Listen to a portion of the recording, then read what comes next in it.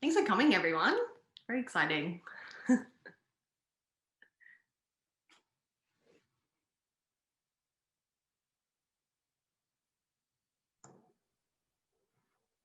Hi, everyone.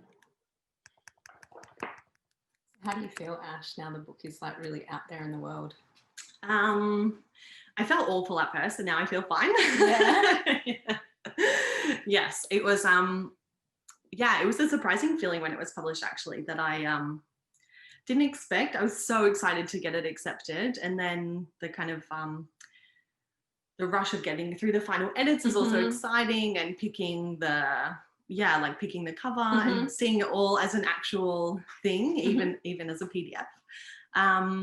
But then when it was released, I was like, should people actually going to read it? Yeah, that's the scary bit, isn't it? You suddenly think, oh gosh. Yeah, and not just people that like I've asked to read it, knowing that they'll, will write something sympathetic about it, but like anybody can read it. Anybody that I haven't sent it to can read it. Yeah, it was very weird. Who was the first person that read it apart from Emma?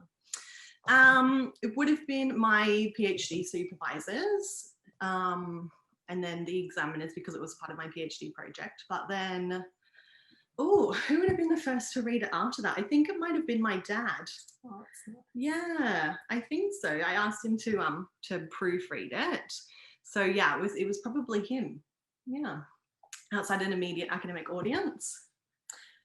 Okay, it's 11:32. Should we make a formal start? Let's. Because I want to talk about this book for 3.5 hours. And I've only got half an hour.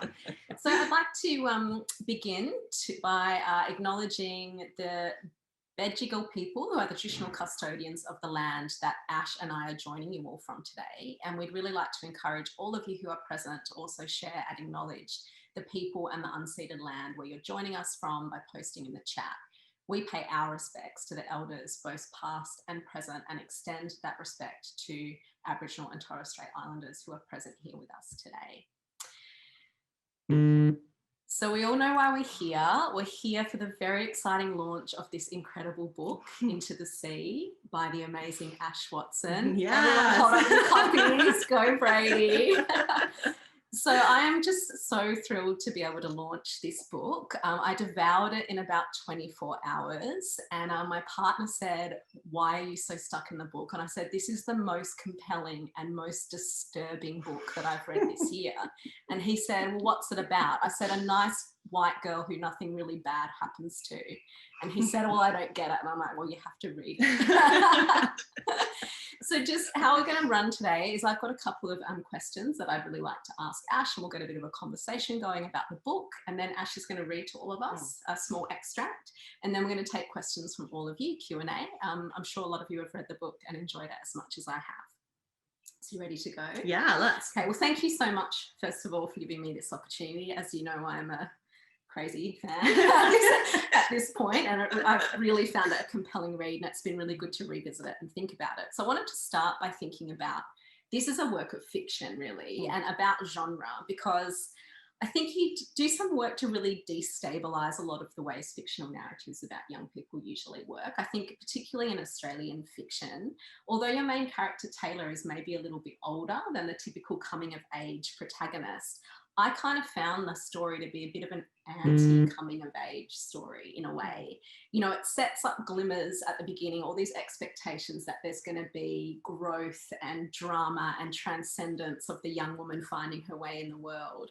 I think we're kind of trained as readers to expect that from realist fiction about young people, especially about young women. You know, I was thinking about the classic novels that I would have read as a young person, like Looking for Ella Grundy or, Head On and later Barracuda. But you don't deliver on that for Taylah, at least not in the way that maybe we as readers expect. So I was wondering, what do you think about the genre of the novel? What were you thinking about when you wrote it? And how does that destabilisation possibly enable that more sociological imagination in the novel? I'm really glad this is a question you asked, because it's something that I thought a lot about while writing the book, and I tried really hard to think about, and was actually the narrative structure was something that I struggled with being okay with, because as you said, a lot of those like coming of age stories of young people have particular kinds of struggles and have particular kinds of milestones that structure the narrative and give the narrative a particular shape. And I was very conscious that when I wrote Taylah in particular, that she was a character who had kind of just aged out of that time of her life. I guess it's kind of a post coming of age novel in that sense, in that it's she's had this great coming of age experience. She's been to university, she's fallen in love, she's moved out of home, her and all of her friends are starting in their careers. It's kind of starts at the end of the coming of age narrative. And I guess the question for me was, so what's next? There's such a vision that you can have at that point in your life, where you've kind of come through those teenage and early 20s milestones, and what is next seems to be kind of the settled career, the getting engaged, getting married, kind of going through those, almost like jumping from your mid-20s to your mid-30s and what's expected of you. And the friends that I was around at that time, and the people I was around at university, and the students that I was teaching, that very much wasn't, I don't know, there was a void there that I was interested in exploring, especially because, as you said, there's a different structure to sociological stories than to the literary fiction that we might read about young people. And what I tried to do with Taylah and with the overall narrative of the book is to resist the typical structure in literary fiction, where even though it addresses complex social issues and people's real genuine struggles, there's some kind of resolution that has to come for the book to end. And so often in all of the most sociological literature that I love, there is still almost an individualistic turn at the end of the book, and the narrative structure kind of needs that to have a natural seeming finish. And for me, I wanted to resist that, because I guess one of the key questions I was thinking about while writing the book as a sociological project was not just kind of what parts of these young people's lives could we tease out as sociologically meaningful, but that shape of the story and that shape of a path in a particular time of life that doesn't have a kind of easy narrative resolution to it. So I think the structure, particularly in the latter third of the book, I really try and resist that individualization of the narrative in order to provide something that feels like a finish. It's the last couple of chapters in particular, I've tried to set up like an open ending that doesn't have that same structural arc. Yeah, and I think that's really effectively achieved as well. Oh, good. Yeah, that sense that there is no neat transition to another stage, or there is no breaking free or escape either, I think, so I guess my next question was about your relationship to Taylah, because I grew up in Perth in WA, and that Australia that you depict is so familiar to me and so familiar to, I guess, my life as a young woman.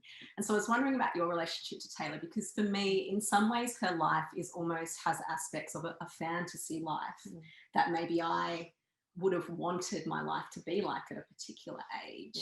But then at the same time, her life also feels like a nightmare that I maybe narrowly escaped. So what's your relationship to her? I'm super glad that resonates, because that's exactly how I felt, both as a young person writing the book and how I hope that the novel feels, that it's kind of in Taylah herself, but then also that vision of Australian society that the book is set in. It's kind of, you're living the dream, right? But then, like, what is the dream when it's like actually genuinely a waking nightmare? So the starting point for writing the character of Taylah actually is a very lived one. So I was a writing major in undergrad and in my honours year. And at the end of my honours year, I'd taken a couple of sociology electives along the way. I really loved it, but I couldn't make sense of what to do with it. It was just kind of something interesting for me that I liked to think about, and I liked that it kind of made me more politically engaged and start to think about myself in the world in different ways. But then, you're at that period of time where it's like, okay, well, you've done your undergraduate degree, you've like taken the luxury of an honours year. Now you need to like crack on with it, like get a job, go and do something meaningful. And it was a toss up for me whether I would do a PhD or whether I would do a grad cert in high school teaching and become a high school teacher. So I guess it's that moment in my life that I took the path of more study and doing a PhD. And that's the intersection where Taylah starts, is what if it was the other direction and the other path. And yeah, that was, I mean, she is, the starting point for her is a parallel me, but it is she's different to me. I kind of intentionally have written it with a different personality and trying to kind of extrapolate that experience. Yeah. Okay. Yeah, I mean, she's a really relatable character, but then not a relatable character in so many ways. And you kind of root for her a lot throughout the book. And she has these almost glimmers of awareness and self-reflection that you really want her to kind of actualize on, but then she never does. And yeah, that is another aspect of the book that's quite destabilizing, I think, as a reader. So the other question I wanted to ask about Taylor's life in particular, and again, I think this goes back to the way in which the novel plays with, but also deliberately sidesteps some of the conventions of the literary form. And that really is a question about men, because again, in novels that are about young women's lives, often heterosexual young women's lives, I guess, in particular, men play this role to kind of drive the narratives of the women. So we're so used to kind of romances, daddy issues, like love triangles, all of these ways in which like romantic interests and interests in men kind of drive women's character development in particular ways. And that's so noticeably absent in this book. Like Taylah has a really nice boyfriend. Like he's nice. You know, he helps out with domestic chores. He's really sweet to her. But their relationship is at the same time like one of the most terrifying things in the novel. There is like no desire, like there's no conflict. They barely even ever have like a real conversation. And, you know, the desire for you know that he's going to deliver on the proposal and the ring and the wedding and all the things that she actually wants. But there's such a darkness to that absence of desire and sex and conflict in their relationship. And there's a few other men that kind of circulate around her, particularly her brother, who's kind of the slightly troubled character. There's a family friend who commits suicide. But even these kind of complicated men, they only really shuffle in onto the sort of edges of Taylor's consciousness in a way. So tell me about the dudes and why you chose to write those relationships in that way.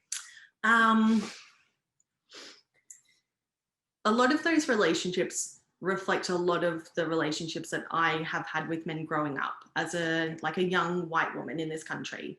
And I guess what I was trying to think through while writing those relationships was rather than focusing on the actual tensions in people's lived relationships with people, like that you have a problem with one other person, how instead can I focus on patriarchy as a set of relationships, and actually as an absence of things, a kind of an absence of I don't know, an absence of follow through of the language of I don't know, like support and progressiveness. What if you strip that language away and you don't let that language kind of live in the book and put that into tension with people's like real actions, and you instead kind of highlight the void that so many of us experience kind of the patriarchy as, what instead does that kind of cultivate as an effective thing rather than like specific problems that you can point to. How do we I don't know, bring something to life that we can't point to as easily.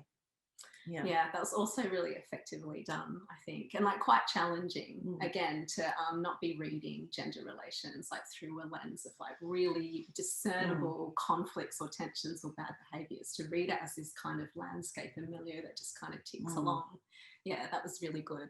Okay, so then my final question, I'm trying to remember what it was. I don't have to look at my notes. You can look at your notes. I'll have a drink of water. Have a drink of water while I have a quick look.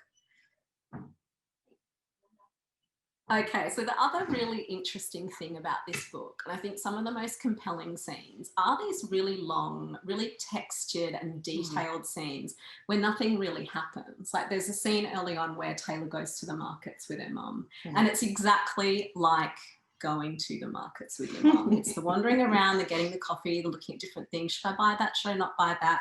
The touching of things, the passing around of different people. There's the IKEA scene, which I feel is like almost the pivotal core of the book, is a scene of just the most mundane activity ever of people going to IKEA, and all these really deep textured descriptions of the consumers and the things. And for me, a big part of the sociology of the book lay in that really rich ethnographic writing about the mundane, like rather than necessarily like in the plot.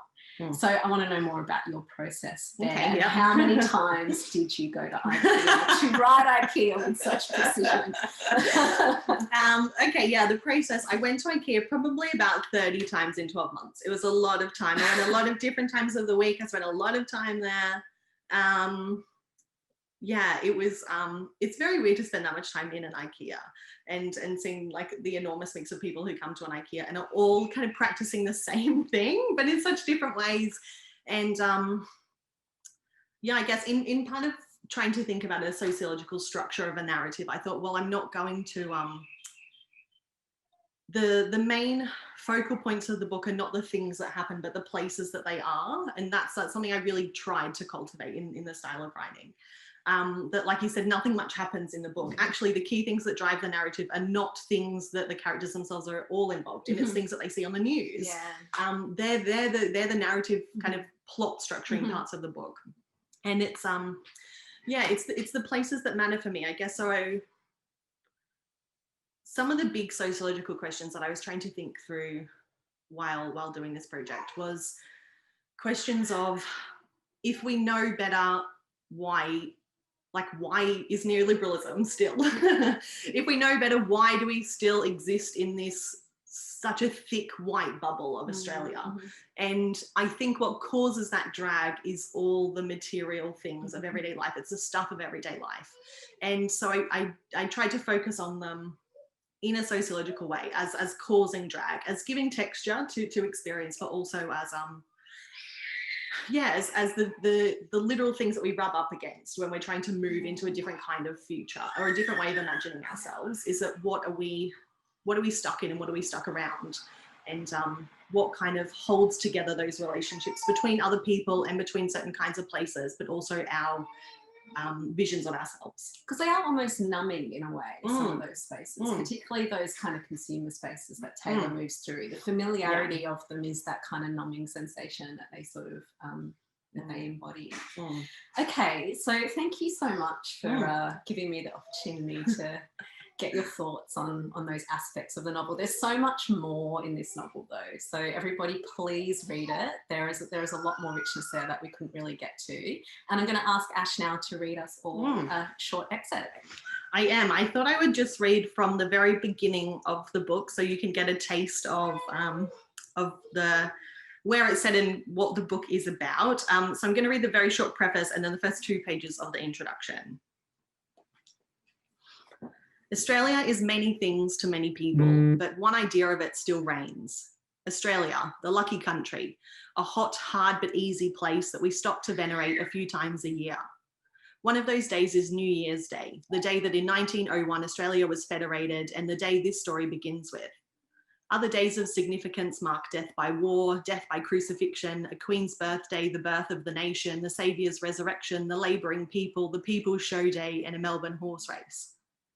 These events fold into collective memory, mixing with the heat and the sand and the smell of rain, the roar of the crowd on grand final day, fashioning a young country and a fresh way of life. This story is mostly set here. It's about the spaces a lot of us have grown up in, places built atop history and legend and dream and myth. Under this southern sun, anyone can have a go at life and get out what they've put in. This land is a place to stand on, to climb up from, a steady footing fair go that makes you and will help you make your mark. Work hard, have a family, have a backyard with real grass and lie back and enjoy the freedom. That's how the anthem goes, anyway. Chapter 1. On the first morning of the year, the train takes nearly 3 hours to get from Sydney up to Mareebra.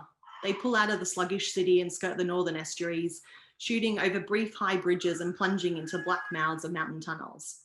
Turning their heads together, the passengers watch a white seaplane hum by. It cuts down the Emerald Valley in a race toward the water. They pass platforms of people who, waiting for other services, picture death for a second as the train whips past, blowing plastic rubbish around their feet. Then, as they reach the outskirts of town, Taylah Brown gets mango memories. Remembering here is tasting. The sweet, dark yellow of her late childhood and teenage years, in a city town on the east coast that's close enough to the ocean for rain, but near enough to the outback that flies are a permanent fixture. The green grass, brown grass, trampolines, cricket wicket wheelie bins, bats and backyard fruit trees. Suburbs designed so there's plenty of room to breathe. Taylah, as settled as she can be with a hangover and an empty stomach on a hard-backed old seat, stares out the window at her fracturing reflection as the train cuts arcs up the Central Coast. Her boyfriend Caleb smiles at her as she daydreams, pulling his freckled arm back from round her shoulders to tuck her blonde hair behind her ear. He wonders what she's listening to. Every now and then, when he gets a song they both like, he shows her his screen, and Taylah smiles back. Caleb is tall and also 25 with a crooked nose thanks to a high elbow he copped once in school footy. Taylah turns toward him as he pinches the top of his nose between his furrowed eyebrows. Having come prepared, she fishes around in her handbag for something that might help. Caleb yawns and accepts the paracetamol and cold water she offers. He sighs once he's washed the chalky pills down, head back and eyes closed, like they're working their magic already. Taylah drops her insulated water bottle back into the bag at her feet and retucks her hair. Her fingers keep trailing after it stops at her collarbone. She's only had it short half a week and isn't used to the new length yet. They're catching the train north to stay a few nights with Taylor's folks. Caleb's only got 4 nights before he'll take the train back to Sydney for another year of work. Taylah has a couple of weeks left of summer holidays until she and all the other teachers start again with school. 2 weeks of sunshine, swimming, and cold ham and fruit to eat. They've packed lightly for the trip, a duffel bag each, his grey, hers striped cream and blue, with swimmers, phone chargers, new books that'll be lucky to get read, and just enough days worth of cotton undies and linen outfits. The train winds around another long corner and an old couple walk past Taylah and Caleb to check the route information on the carriage wall. The old man, one hand perched on his wife's shoulder, traces the mapped tracks with his free fingers, and they nod quietly together at the necessary knowledge. Caleb smiles at them and they make eye contact on their way back, then arches his hips skyward to free his phone from his shorts pocket again. Photos buzz in from last night. He and Taylah spent it at a small party at a friend's place, a couple they know from university who rent an apartment with a hazy horizon view of half of the harbour bridge from their kitchen window to watch the fireworks and ring in the new year. Taylah grins as Caleb opens the notification. He thumbs through the selection, angling the screen towards her, pausing longer on the shots they've been tagged in. Drinking, kissing, lighting sparklers, playing cards, faces flushed and sunburnt, the girls dancing, the guys laughing with their arms around each other. The train skirts the left bank of a wide brown river. Taylah texts her mum to let her know they're 10 minutes away. The message sends and Caleb points out a fisherman reeling something in. Sunlight catches the silver tinny. The man inside arches backward, one hand clutched to a once red bucket hat. The train passes too quick for them to see what he's caught, pushing northwest as the river runs down and out towards the sea. The sky opens up to them as the train pulls out of the scrub. The pre-recorded loudspeaker pronounces Maribra wrong again. You've got a smile in the middle to get the E's right. And when they step out onto the platform, the humidity hits. Taylor's mum Liz clocks them instantly. She beeps her car horn and waves from where she's parked. They smile and set off in her direction, bags over their shoulders. Liz would normally meet them right outside the train, but it feels like 56 degrees and Taylah turns to tell Caleb she's probably not got any shoes on. 3 steps down the ramp towards the 4-wheel drive, Caleb exhales heavily. Shit, it's hot, he says. The cicadas nearly drown him out. Thanks. Okay, so we've got a few minutes for questions from all of you. Maybe just give me a wave if you're on video. If you want to ask a question, pop your hand up. And if you don't want to switch your video on, maybe just give me a thumbs up emoji and I'll be able to see that you want to ask a question.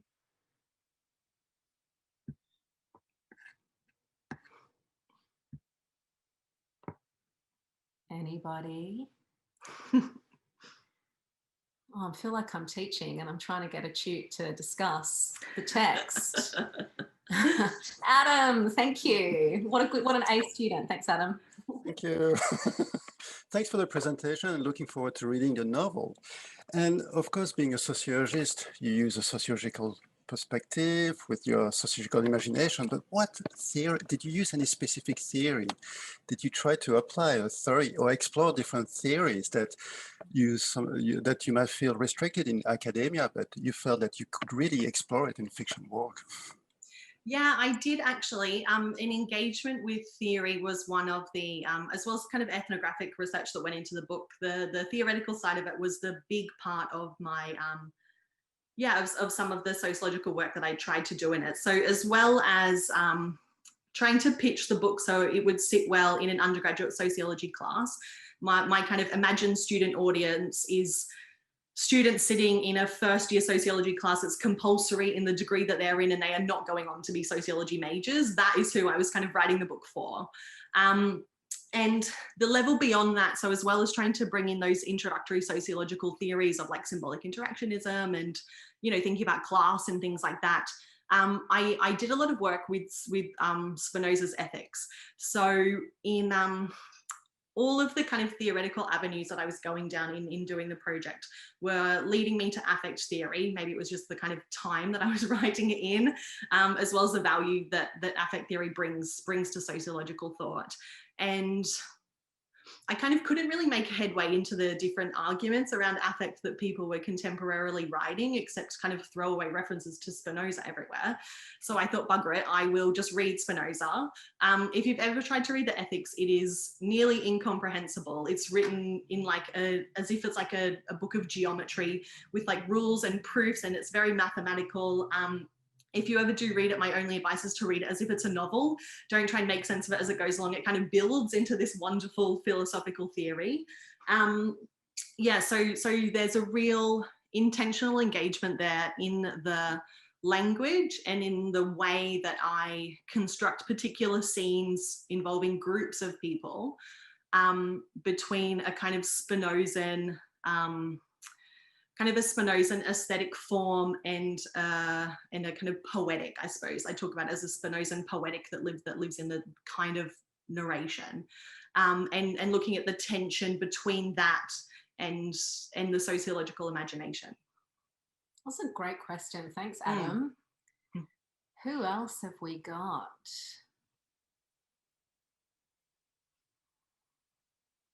Okay, if no one else has a question, we still do have a couple of minutes, so I might take the liberty of asking another one. So one of the things you alluded to in our earlier chat is how some of the more milestone moments of the book aren't really about Taylor's internal world, but they're about external things that happen outside. So what was the year? Was it 2012? 2014. Yeah. So it's very much set within the year. So can you talk about those particular events and that tension between the external world and the bubble that you talked about before? Sure. So I guess in a roundabout way of answering it, actually, when I first wrote the first couple of chapters of the book, they were written in first person as Taylor narrating it rather than in third person with a specific narrator. And I'd written the first couple of chapters until we get to those main kind of events of the year 2014 sections. And I was struggling to see the rest of the book. I kind of didn't know her well enough as a character to write from her perspective to see the rest of the book. And I struggled to resolve her interiority with the sociological imagination. I couldn't kind of bring those two things together because I was thinking, well, why would Taylor have a robust sociological imagination? Yeah. She wouldn't. Yeah. So I couldn't see the rest of the book. And So I decided to totally rewrite the book and start from third person and have her as a character that a narrator was looking on. A close third narrator, but somebody who actually couldn't see all of Taylah. And there's kind of an intentional obscuring of some of her kind of innermost thoughts and feelings along the way. But we do, some of the times where we do see more of her is when she is kind of engaging in almost a very passive way with these kind of world events that are taking place at the time. So it was partly a practical thing of writing the events in that way and using them in that kind of way to structure the plot, in that I hoped that this would be a really useful book for students to kind of actually engage in sociological imagination as a lively thing, to both kind of see part of people, but only as much of other people that we can ever truly see, and a way of kind of not pointing at events that have happened and saying, well, here are all the sociological factors that went into it, but how do we kind of live our experiences with events as they happen. Yeah, and I guess kind of the tension and the relationship between those things was, yeah, I hope that's some of the more fruitful places that like a student audience or a non-sociological audience could pick up on that imagination with. Yeah. Yeah, so for those who haven't read the book, it's really bookended by 2 events of 2014, the Malaysian Airlines crash, the plane that disappeared, and then the Sydney siege, which happens right towards the end of the book. And it really is about Taylor's year, sort of in between and across those 2 sort of pivotal world events and the way they touched down in her life. And starts and opens with an image of a train, which I like as a nice cyclical thing of kind of you're going somewhere, but like you're not really going anywhere. Have you ever been on Sydney public transport? I didn't notice it's like that a you slow also ended with yeah. a train. Yeah. Okay. It's kind of a slow inertia and movement and resistance at the same time. Oh yeah, that is such a perfect way to finish. Thank you all so much for attending.